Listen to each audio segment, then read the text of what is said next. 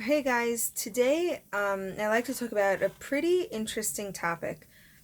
If you've been following our channel till now, and if you haven't, we want to welcome you to our family. And you can do that by liking, subscribing, turning on notifications, and by now you guys know what to do. But the big topic is we play all day. My students, I believe, for the most part, there is nothing more important than play. And that's a whole other topic. But when you hear of play, there are two really big terms that I personally have heard educators, throw around. So we are going to discuss the difference between guided play versus free play. Now, a lot of you who hear this term think about it mainly for preschoolers or younger students, but I'm telling you from experience, this concept goes from the second the child is born, 12th grade, college, and beyond. So, before we could discuss the differences, we have to understand what each one is. Now, guided play is exactly as it sounds. It's play that I or you, the adult, decides what skill we are going to learn. Now, on the preschool level, I'm sure we've all seen, this is actually one of my favorite examples. Like you go into a preschool, those Pinterest worthy kitchen centers, and like 1 month you'll have the ice cream shop, and the next month you'll have the grocery store, and the next month you'll have whatever pretend play they're decorating, the hot dog stand. And basically, the teacher decides that yes, we are going to have a center and it's going to be free play. However, this month you're going to learn about ice cream and that it's cold and that, you scoop it out and whatever the case is. And next month I'm going to tell you, what? Good job using your imagination for ice cream. Next month we're going to use our imagination for, was one that I said recently, a backyard. So I'm going to include the grill and whatever the case is, but I am telling you what you're going to play. I am guiding your play, and the skills that you're going to come out with it is going to be XYZ. Now, that's on the preschool level. In the older grades, it could be, we are going to learn addition today. So I'm going to take out 3 games on addition, or 3 shelves on addition. I'm going to put them out, and I'm telling you, even though I'm allowing you to play, we are only playing addition inspired games. And that's it. Those are the only games you're going to see on the shelf. And I'm basically telling you, by the end of the week, you are going to know your addition facts like this based on these 3 games. And that's all fine. You as a teacher have the skill in mind, and the kids accomplish that goal. And it definitely beats traditional education. So that is guided play, is where the teacher, the educator, decides on these skills to be mastered and says, you know what, we're doing what I want today. Okay, it's fun, and the kids learn really fast, and it works. The second one is free play.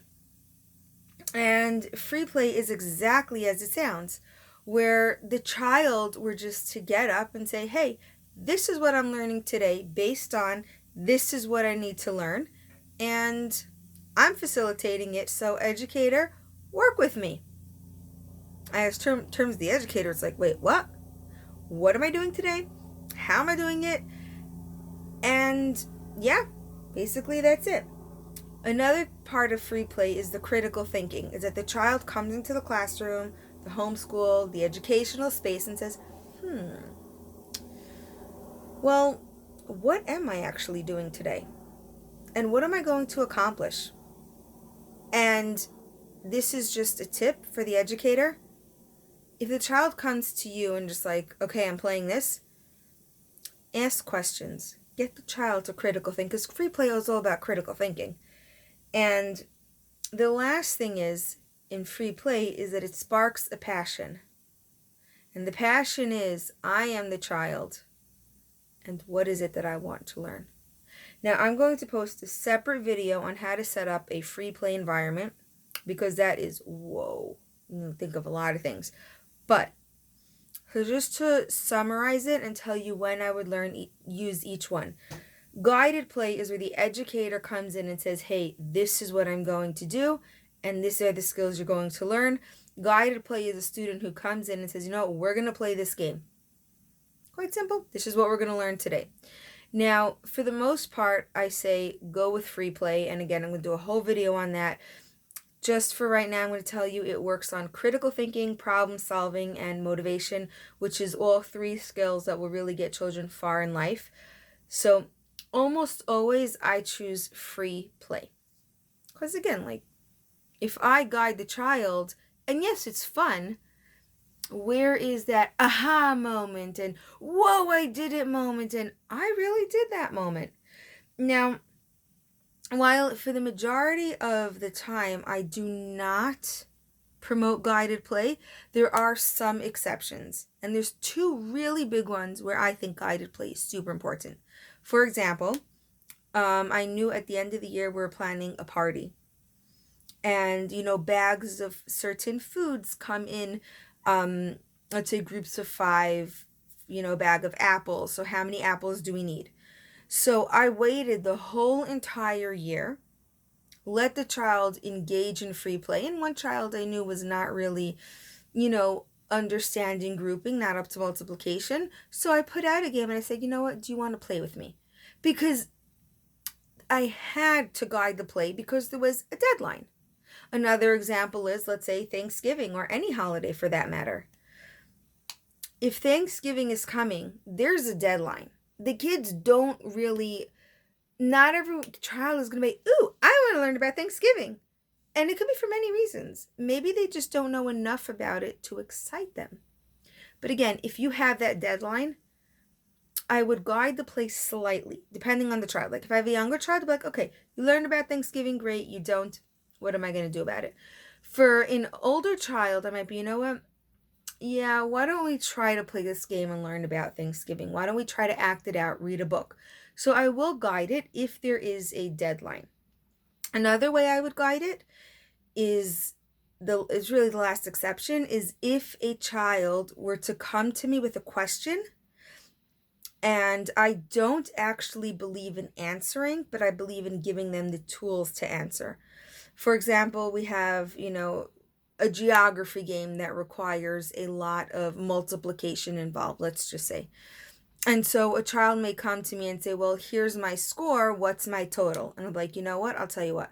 I will tell you the total today. Because again, I need to be fair for the child. They need to know. But I say, but really, I use multiplication.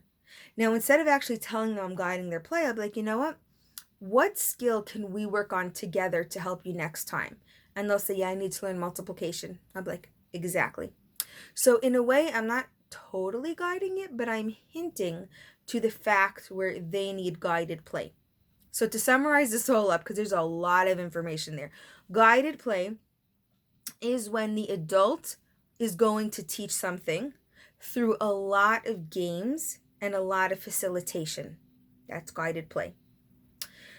Free play is when the child comes up with the plan. Here's what I want to learn. Here's what I'm going to do. And, adult, follow me.